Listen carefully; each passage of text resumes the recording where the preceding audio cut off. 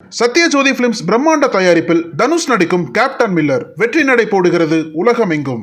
பொங்கலோ பொங்கல், தி சென்னை சில்க்ஸின் happy Pongal. Let the celebrations begin. இந்த திராவிட முன்னேற்ற கழகத்தின் இரண்டாவது இளைஞரணி மாநாட்டின் தலைவர், இந்த விழாவின் கதாநாயகர், இளைஞரணியின் செயலாளர் தம்பி உதயநிதி அவர்களே,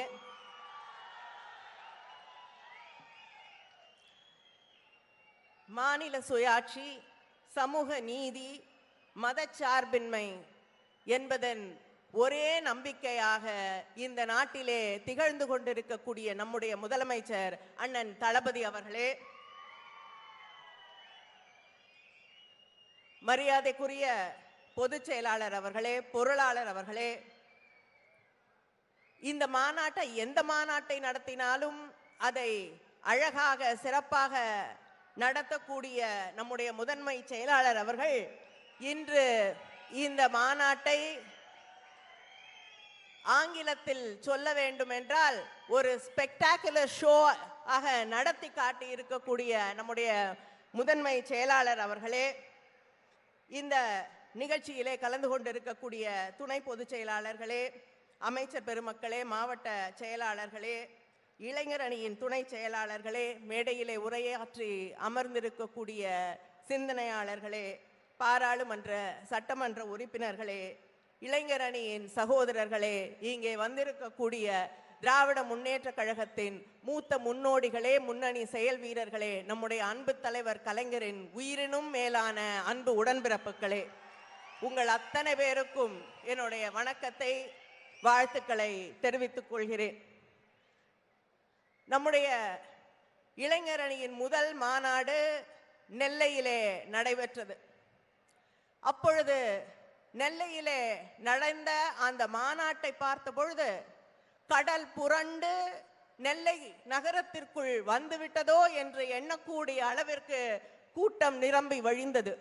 ஆனால் இன்று இங்கே சேலத்திலே நடைபெற்று கொண்டிருக்கக்கூடிய மாநாட்டை பார்க்கும் பொழுது சேலத்திற்கு சுனாமியே வந்துவிட்டதோ என்று எண்ணக்கூடிய அளவிற்கு இங்கே ஒரு மிகப்பெரிய இளைஞர் பட்டாளம், இளைஞர் படை கூடியிருப்பதை கண்டு அத்தனை பேருக்கும் மகிழ்ச்சி கரைபுரண்டு ஓடுகிறது.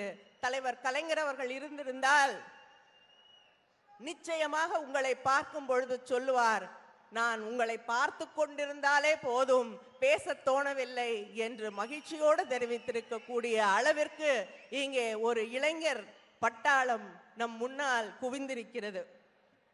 இந்த மாநாட்டின் வெற்றிக்காக உதயநிதி அவர்கள் தொடர்ந்து உழைத்திருக்கிறார். ஒவ்வொரு மாவட்டமாக சென்று அங்கே இருக்கக்கூடிய இளைஞர்களை, மாவட்ட செயலாளர்களை சந்தித்து அவர்களை எல்லாம் தொடர்ந்து வேலை வாங்கி இன்னைக்கு இந்த மாநாட்டை இவ்வளவு பெரிய வெற்றிகரமாக நடத்தி கொண்டிருக்கிறார். நிச்சயமாக நம்முடைய தலைவர் அண்ணன் தளபதி அவர்கள் தன் மகனை சான்றோன் என கேட்ட தாய் போல மகிழ்ச்சியோடு அந்த புலகாகிதத்தோடு இந்த மேடையிலே அமர்ந்திருப்பார்கள்.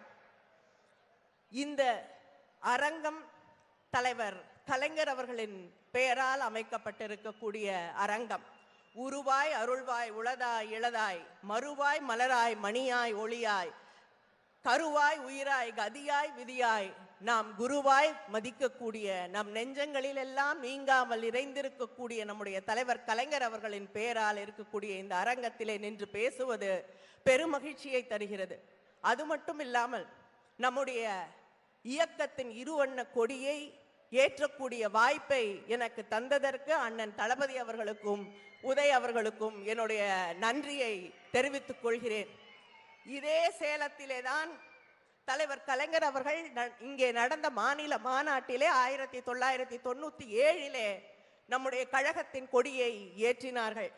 2004 அண்ணன் வீரபாண்டியார் அவர்கள் நடத்திய அந்த மாநாட்டிலே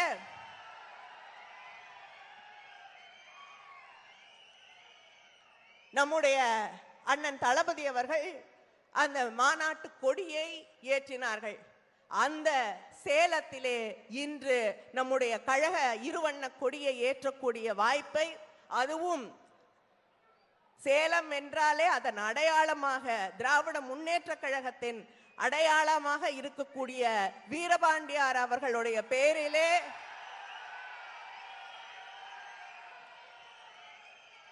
உருவாக்கப்பட்டிருக்கக்கூடிய அந்த கொடி மேடையிலே நின்ற அந்த கொடியை ஏற்றக்கூடிய வாய்ப்பு கிடைத்ததை நினைத்து பெருமகிழ்ச்சி அடைகிறேன். பேரறிஞர் அண்ணா அவர்கள் நம்முடைய இயக்கம் துவக்கப்பட்ட போது சொன்னார்கள், கருப்பு சிவப்பு இருக்கிறது இந்த கொடியிலே. கருப்பு இந்த சமூகத்திலே இருக்கக்கூடிய அரசியல், சமூகம், பொருளாதாரத்திலே இருக்கக்கூடிய இருண்ட நிலையை காட்ட இருக்கக்கூடியது. கீழே இருக்கக்கூடிய சிவப்பு என்பது இது எல்லாம் மாற வேண்டும் என்பதை குறிப்பதற்காக இந்த சிவப்பு நிறம் இருக்கிறது.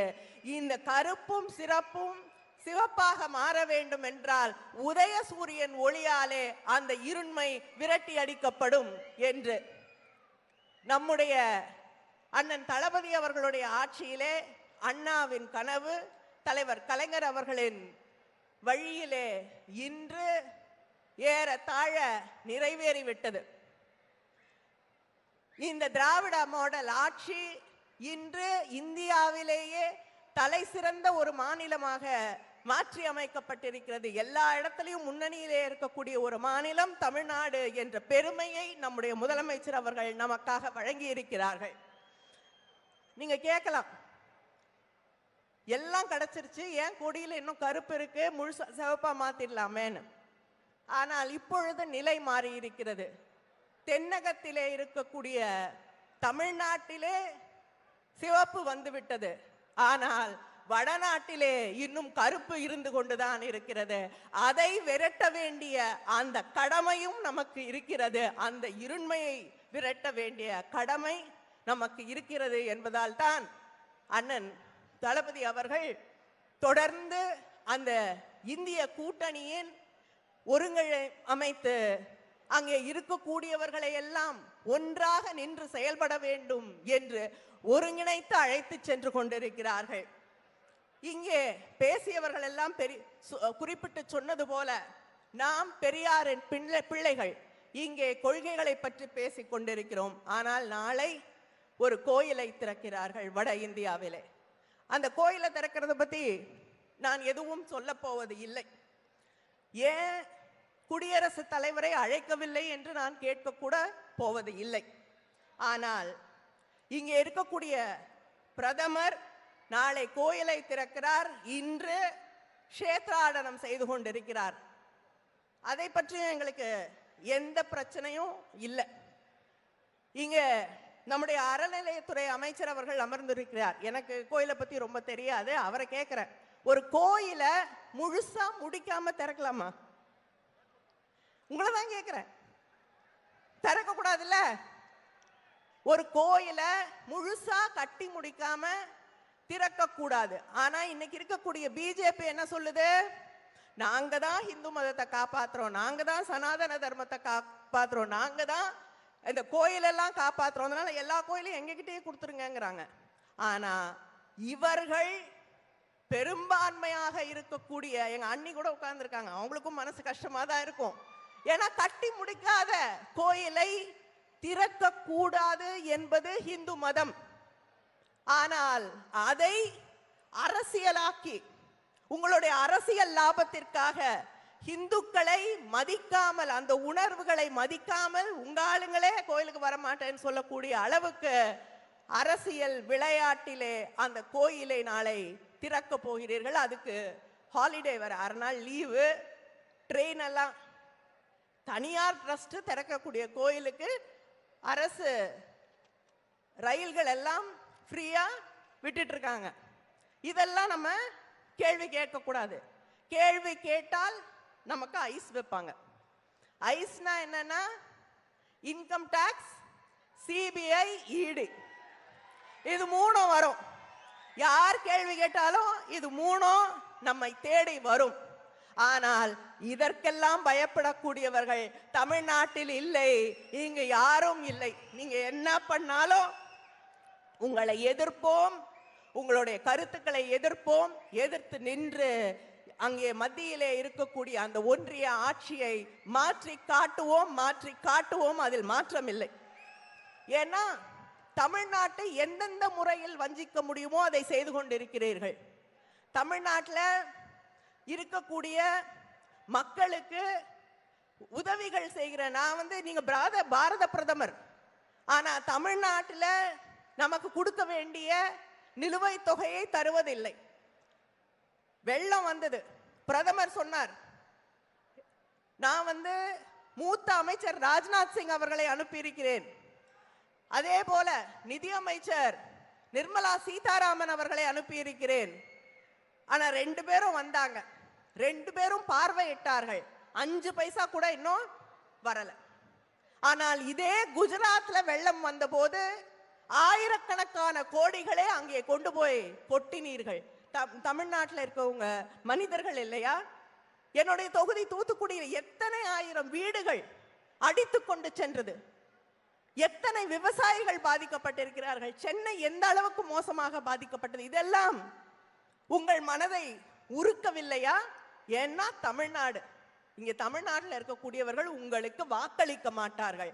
அதனால் நீங்கள் எங்களுக்கு எந்த உதவியும், எங்களுக்கு எந்த நிவாரணமும், எங்களுக்கு நியாயமாக வழங்கப்பட வேண்டிய நிதியையும் தரமாட்டீர்கள். வந்த நிதி அமைச்சர் வெள்ள பாதிக்கப்பட்ட பகுதிகளை பார்க்க வந்த நிதி அமைச்சர் என்ன பண்ணாங்க? கோயிலுக்கு போய் ஏன் அங்க இருக்கக்கூடிய பூஜாரிக்கு சம்பளம் கம்மியா கொடுக்குறீங்கன்னு கேள்வி கேட்கிறாங்க. எதை ஆய்வு செய்ய சொன்னா எதை ஆய்வு செய்து கொண்டிருக்கிறார்கள்? இதுதான் அவர்களுடைய எண்ணம், அடிப்படை. யாரை பத்தி அவங்களுக்கு அக்கறை என்பதை நாம் புரிந்து கொள்ள வேண்டும். விரைவிலே ஒரு மாற்றம் வர வேண்டும். அந்த மாற்றம் தமிழ்நாட்டில் மட்டும் வந்தா போதாது. அது எப்படியும் தமிழ்நாட்டில் 40க்கு 40 சந்தேகம் இல்லை. ஆனால் இந்த மாற்றம் நாடு முழுவதும் வர வேண்டும். அது வர வேண்டும் என்றால் நான் சொல்கிறேன், இந்த இளைஞர் பட்டாளமே இப்படியே நீங்க நடந்து அங்கே போனீங்கன்னா போதும், இப்படியே நடந்து வட இந்தியாவுக்கு போனீங்கன்னா போதும், நிச்சயமா மாற்றம் வரும். அந்த மாற்றத்தை உங்களால் நிகழ்த்த முடியும். அந்த மாற்றம் மட்டுமே இந்த நாட்டை காப்பாற்றும். நன்றி, வணக்கம். நக்கீரன் டிவிக்கு சப்ஸ்கிரைப் செய்யுங்கள். உங்கள் ஆதரவே எங்கள் பலம். ஆசிரியர்களுக்கு நண்பனாகவும் மாணவர்களுக்கு ஆசானாகவும் திகழும் தேர்வு வழிகாட்டி. ஒவ்வொரு பாடத்திற்கும் அனுபவமிக்க ஆசிரியர்களின் துல்லியமான தெளிவான விடைகள். CNC இருக்கு, தேர்வு பயம் எதற்கு? இது தீரன் பப்ளிஷிங் ஹவுஸ் விற்பனை வெளியீடு.